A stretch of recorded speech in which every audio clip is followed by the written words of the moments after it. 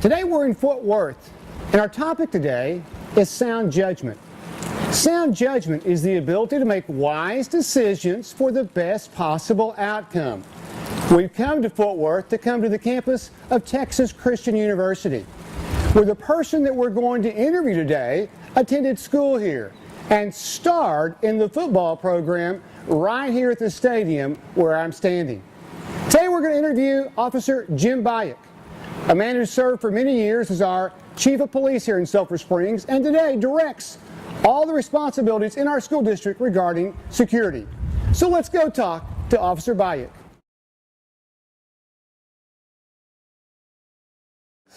Well, I was born in God's country, which is Salida, Colorado. It's a little bitty town up in the Rocky Mountains. Sits about 7,000 feet above sea level. I was born in 1959, and then in 1966, my dad had taken a job with Bell Helicopter, which is right outside of Fort Worth. And so we moved to Texas in 1967. So I was raised in Bedford, Texas, which is a suburb of Fort Worth. Sits between Dallas and Fort Worth.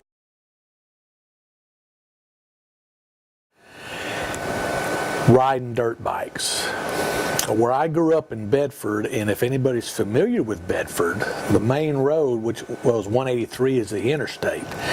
And I lived right off a road called Central Drive, and Central Drive was a 2-lane dirt road when we first moved there.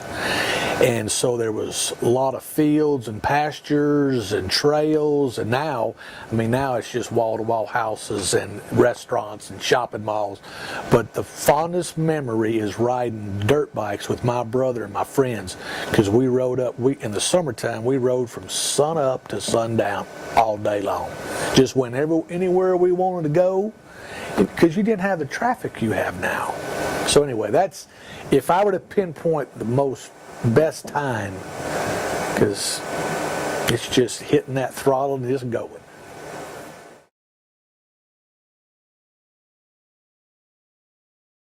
I went to the TCU, Texas Christian University, on a football scholarship, and I played high school football at Euless Trinity. And so we went there, and the reason I went there was my brother was 2 years ahead of me, and he was a quarterback, and then I came in as a linebacker. And probably the best times on TCU campus was making lifelong friends. And when you played football, during football season and off season, that's pretty much all you did. And so just the bonding that you had with the other players from all over the country. We had players from California, Michigan, different places, and it's getting to know them, getting to know them, just to be around people that I did not grow up with. I thought it was very interesting to hear their stories on how they got from this point to this point. Because I'm the type of person, if you were to move to Sulphur Springs, the first thing I'm probably going to ask you is, how did you get to Sulphur Springs? I just like to know, how does it all evolve? Let me say, when I was in college, every athlete had an academic advisor, and they wanted you to kind of keep on track, because the whole purpose of going to college is to obtain a degree, because football doesn't last for everybody. Some go a little bit farther to the pros, and after 4 years, it's over. So for me, probably my junior year, I was on track to graduate. I'd taken 16 hours a semester, and my academic advisor came to me and says, look, you need to take an elective, which was just 1 hour.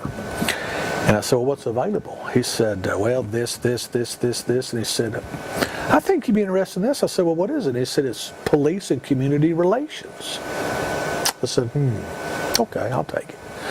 So I signed up for the class, and during the semester, our professor had it set up with Fort Worth PD to go out and ride with an officer. And so in probably a 5 to 6 hour span, we answered a shooting, a stabbing, and an armed robbery when I was riding with him. And I just fell in love, because I'm an adrenaline junkie anyway. And I like action, I like the unknown. And so that's how it all started, and then I just fell in love with the idea. Okay, currently right now my title is the Chief of Police. Now a lot of people don't know, but the Sulphur Springs Independent School District has their own police department. And we have 8 officers, and I make one of the 8. And I have officers assigned to different campuses. As everybody knows, you see an officer on your campus. And for the most part, our administration, present and past, and the school board president and past, due to our country and some of the school incidents that have happened, they have taken upon themselves to have armed police officers on their campuses. Probably the one that sticks in my mind the most. Now I'm dating back to 1983 when I first got on with the city of Fort Worth at their police department after graduation. Drunk driving. I worked an accident where a teenager was killed as a passenger in a vehicle, and their friend was intoxicated. And so, besides having the ramifications of getting in trouble with the law and possibly getting probation or being sentenced to prison for causing the death of an individual while you're driving, okay, they have to live with that the rest of their life, that their actions to get behind the wheel under the influence of alcohol caused their friend's death. And to live with that their whole life, that's got to be a heavy, heavy burden,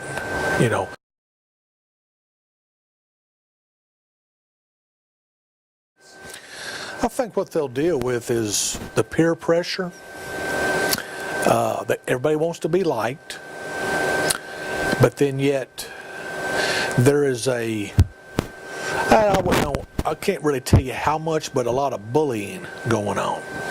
And bullying, has different factions, from physical to intimidation to psychological, making fun. And so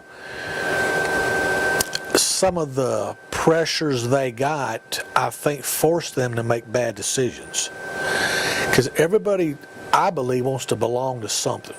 Okay, and when you grow up, some are athletes, some are good in school, drama, band, just a whole gamut of options. But I think the biggest thing is everybody wants to be liked. Everybody wants to have friends. Well, you might have to do things that you shouldn't do because you want to be this group's friend. But should you do something to be their friends, that right there, one can get you suspended from school, go to the alternative school or in-school suspension, or end up at the detention center in Greenville that you have to go before a judge because what you've done is a criminal offense. I would just like to stress to our youth, it's imperative that before you act, you need to think what you're fixing to do, because the ramifications could cost you prison time, or the death, or the injury of somebody close to you, a friend, relative, family member, whatever like that. And that's something that will weigh on you the rest of your life.